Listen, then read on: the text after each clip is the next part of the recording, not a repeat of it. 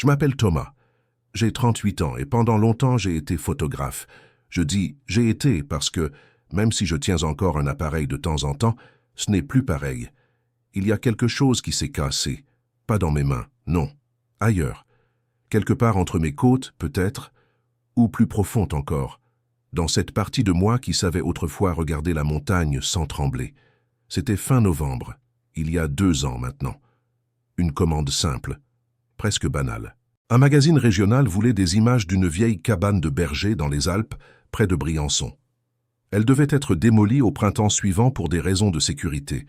Il voulait garder une trace, un témoignage photographique avant sa disparition. Moi, j'aimais bien ce genre de travail. Les structures abandonnées, les lieux oubliés. Il y a quelque chose d'honnête dans les ruines. Elles ne mentent pas. Je connaissais l'endroit. J'y étais déjà allé en été, 3 ou 4 ans auparavant, pour un autre projet. Une petite structure en bois perchée à environ 1800 mètres d'altitude, accessible par un sentier forestier qui serpentait entre les sapins. 4 heures de marche depuis le village le plus proche. Rien de compliqué, j'avais l'habitude. J'ai fait mon sac la veille au soir.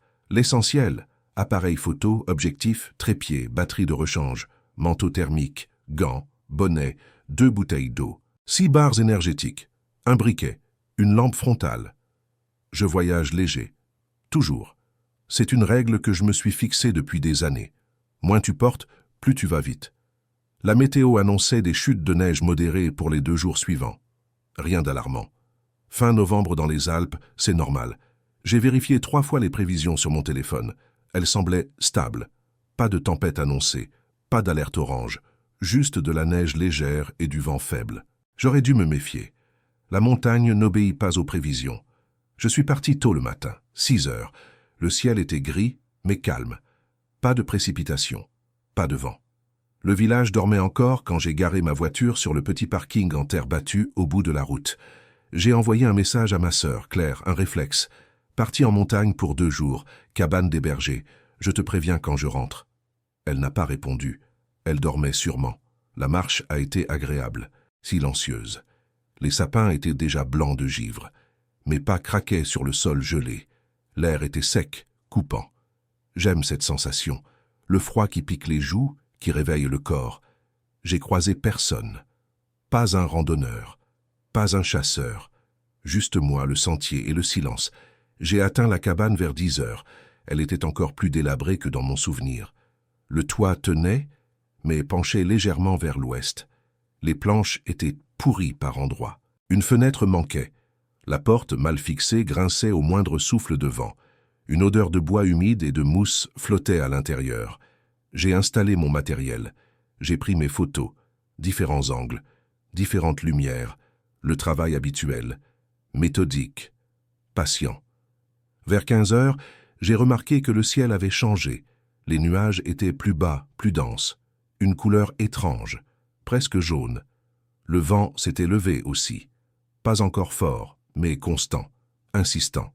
J'ai pensé redescendre immédiatement, mais j'étais fatigué, et la nuit tombait vite en cette saison.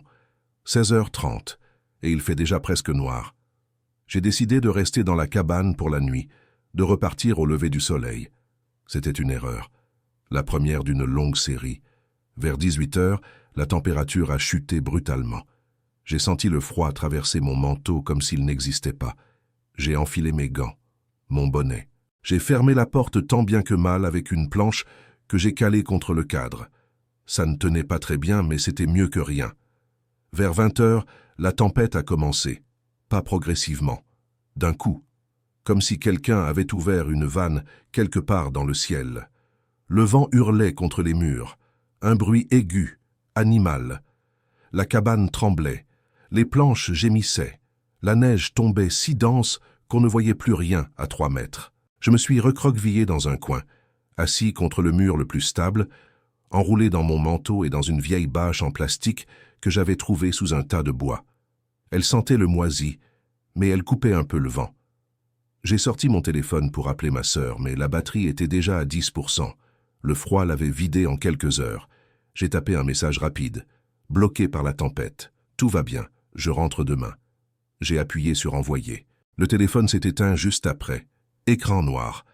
Je l'ai rangé dans ma poche intérieure, contre ma poitrine, en espérant que la chaleur de mon corps le réchaufferait un peu.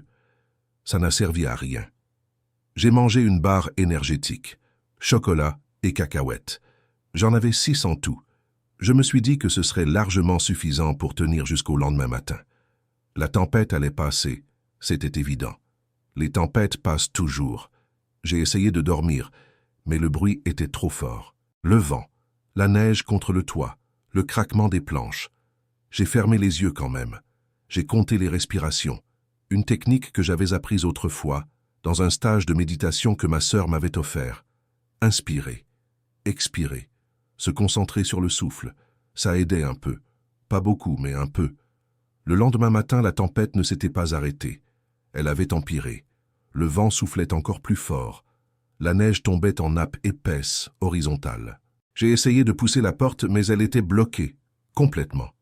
La neige s'était accumulée devant, formant un mur compact. J'ai poussé avec mon épaule. 1 fois, 2 fois, 10 fois, rien. Elle ne bougeait pas d'1 millimètre. J'ai fini par creuser avec mes mains, centimètre par centimètre. La neige était dense, lourde, mes doigts étaient engourdis, même à travers les gants. Après presque 1 heure, j'ai réussi à créer une petite ouverture en haut de la porte, juste assez pour passer la tête.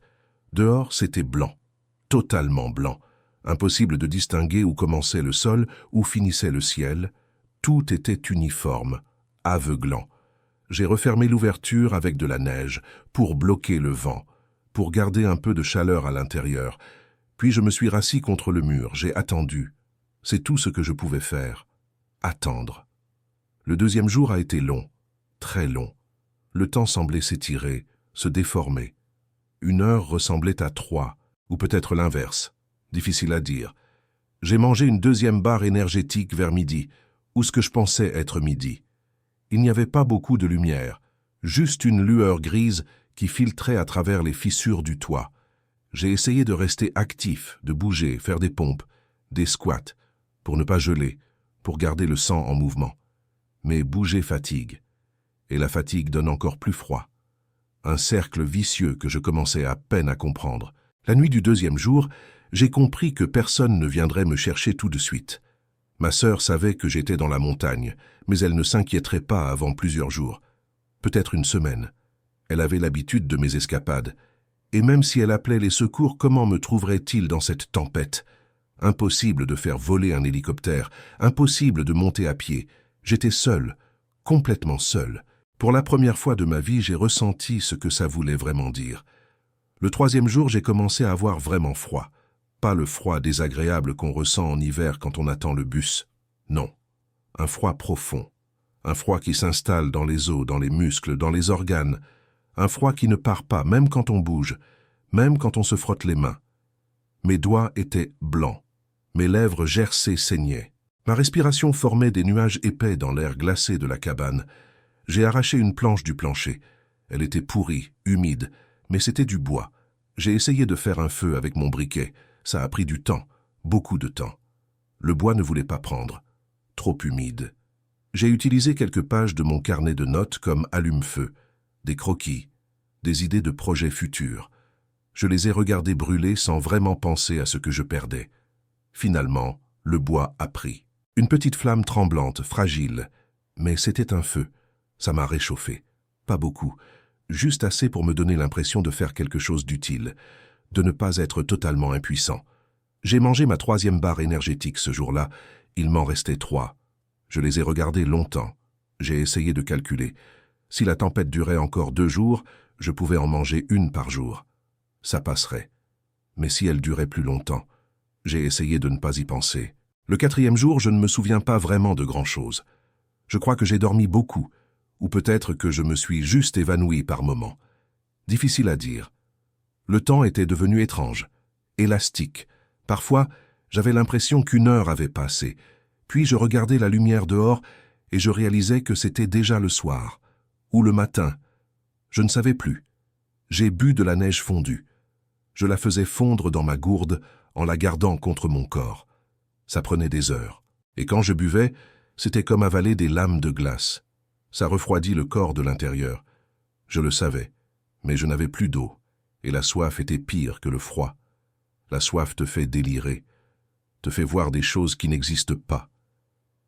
Le 5e jour, j'ai commencé à entendre des choses, des voix, pas claires, juste des murmures, des sons étouffés, comme si quelqu'un parlait de l'autre côté d'un mur épais. Je savais que ce n'était pas réel. Je savais que c'était mon cerveau qui commençait à dérailler, mais savoir ça ne changeait rien. Les voix étaient là quand même. J'ai parlé à voix haute, juste pour entendre un son humain. Ma propre voix me semblait étrangère, trop faible, trop rauque. Je me suis raconté des histoires, des souvenirs d'enfance, des vacances avec Claire, notre père qui nous emmenait pêcher dans les Pyrénées. J'ai pleuré en me rappelant ça. Je ne sais pas pourquoi. Peut-être parce que c'était simple. Peut-être parce que j'aurais voulu être là-bas avec lui au lieu d'être ici, seul, en train de mourir lentement dans une cabane pourrie. J'ai brûlé encore du bois ce jour-là, presque toute une section du mur ouest. Les planches étaient plus sèches que celles du sol. Elles brûlaient mieux. Je me fichais que la cabane s'effondre. Je voulais juste ne pas mourir gelé. C'est une mort lente, le froid. Une mort qui te vole ta lucidité, tes forces, ta dignité. J'ai lu ça quelque part, il y a longtemps. Les gens qui meurent de froid finissent par se déshabiller, parce que leur cerveau leur dit qu'ils ont chaud. Ils se perdent. Ils oublient qui ils sont. Je ne voulais pas ça. Je voulais rester moi jusqu'au bout. Le 6e jour, la tempête s'est arrêtée. Comme ça. D'un coup. Le silence était assourdissant. J'ai mis du temps à m'en rendre compte.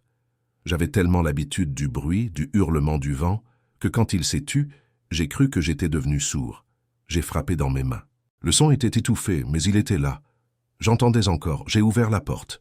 Ou ce qu'il en restait. Le monde était blanc, immaculé. Les arbres ployaient sous le poids de la neige. Le ciel était d'un bleu clair, presque irréel.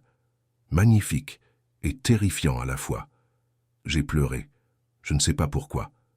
Peut-être de soulagement. Peut-être de peur. Peut-être juste parce que j'étais encore vivant et que ça me semblait impossible. J'ai décidé de descendre. Maintenant. Tout de suite. Avant qu'une autre tempête n'arrive, j'ai remis mon sac sur mes épaules. Il était beaucoup plus léger qu'à l'aller. J'ai pris mon appareil photo, mes dernières barres énergétiques, ma gourde. J'ai marché. Au début, ça allait. Mes jambes me portaient. Le sentier était invisible sous la neige, mais je me souvenais vaguement du chemin. Descendre. Toujours descendre. Mais après 1 heure, peut-être 2, mes jambes ont commencé à faiblir. Mes genoux tremblaient. Je trébuchais. Je tombais dans la neige. Je me relevais. Je tombais encore. J'ai perdu mon sac quelque part. Il a glissé de mes épaules et je ne m'en suis pas rendu compte tout de suite. Quand je m'en suis aperçu, j'ai essayé de revenir sur mes pas, mais tout se ressemblait. Blanc, arbre, neige. Je ne retrouvais rien. Mes gants aussi, je les ai perdus. Je ne sais pas comment. Peut-être en tombant. Peut-être en essayant de m'accrocher à une branche. Mes mains étaient bleues. Mes doigts ne répondaient plus vraiment. Ils étaient raides, engourdis. À un moment, je me suis rendu compte que je ne savais plus où j'allais. Tout se ressemblait. J'ai paniqué. Vraiment paniqué. Pour la première fois depuis le début, j'ai crié, fort, plusieurs fois. Ma voix se perdait dans le silence. Personne ne répondait. Évidemment. Il n'y avait personne. Je me suis assis dans la neige. J'ai fermé les yeux. J'ai pensé abandonner. Juste rester là, m'allonger, dormir. Ne plus lutter. Ça aurait été si facile. Mais quelque chose m'a fait me relever. Peut-être l'instinct. Peut-être l'orgueil. Peut-être juste la peur de mourir seul, sans que personne ne sache ce qui m'était arrivé. Je suis retourné vers la cabane. Je ne sais pas comment j'ai retrouvé le chemin. Peut-être mes propres traces, peut-être la chance, peut-être que la montagne a eu pitié. Je me suis effondré à l'intérieur. J'ai pleuré. Encore. Cette fois, je savais pourquoi. Parce que j'allais mourir là, seul, dans une cabane pourrie au milieu de nulle part, et que personne ne me trouverait avant le printemps, quand la neige fondrait, quand je ne serais plus qu'un corps gelé, recroquevillé contre un mur. Cette nuit-là a été la pire. Pas à cause du froid, pas à cause de la faim, à cause du silence, du vide, de l'idée que tout ce que j'avais été, tout ce que j'avais fait, tous mes projets, mes rêves, mes souvenirs, tout ça allait disparaître ici, Sans témoin, sans trace. Je n'ai pas dormi. J'ai juste attendu, les yeux ouverts, le cœur battant trop lentement, en pensant à Claire, à mon père, à tous les gens que je ne reverrai jamais. Le 7e jour, vers midi, je crois, j'ai entendu un bruit mécanique, lointain, irréel. Un hélicoptère. J'ai cru halluciner. Mais le bruit s'est rapproché. J'ai essayé de sortir, de faire signe, mais je n'avais plus la force. Je suis resté là, assis contre le mur, en espérant qu'ils me verraient. Ils m'ont vu. Je ne sais pas comment. Peut-être la fumée du feu. Peut-être juste parce qu'ils cherchaient au bon endroit. 2 hommes sont entrés. Ils ont parlé, mais je n'ai pas compris. Tout était flou. Leur voix était étouffée, comme sous l'eau. Ils m'ont soulevé, porté. Le froid de l'air extérieur m'a giflé le visage. Puis plus rien. Je me suis réveillé à l'hôpital. Des lumières blanches, des machines qui bipaient. Un médecin m'a parlé. Hypothermie sévère, déshydratation, malnutrition, début d'engelures aux doigts et aux orteils. Ils m'ont gardé 10 jours. Ma sœur est venue. Elle a pleuré. Elle m'a engueulé aussi. Elle m'a dit que j'étais un idiot. Elle avait raison. Physiquement, je me suis remis. 3 semaines. 1 mois. Mon corps a récupéré. Les engelures ont guéri. J'ai repris du poids. Mais il y a quelque chose qui ne s'est jamais vraiment réparé. Je ne supporte plus le silence. Je dors avec la télévision allumée. Un bruit de fond constant. N'importe quoi. Des documentaires. Des vieux films. Juste pour ne pas être seul avec mes pensées. Je n'aime plus être seul. Les montagnes, je ne les regarde même plus. Elles me font peur maintenant. Cette masse blanche, indifférente, qui peut te tuer sans même s'en rendre compte. Parfois, la nuit, je me réveille en sueur. Mon cœur bat trop vite. Mes mains tremblent. Et pendant quelques secondes, je suis encore dans cette cabane. Le froid, la faim, le vide. Et je me demande si une partie de moi y est encore. Si elle n'en est jamais vraiment sortie. Je m'appelle Thomas. J'ai 38 ans et je ne suis plus vraiment photographe. Mais je suis vivant. Pour ce que ça vaut.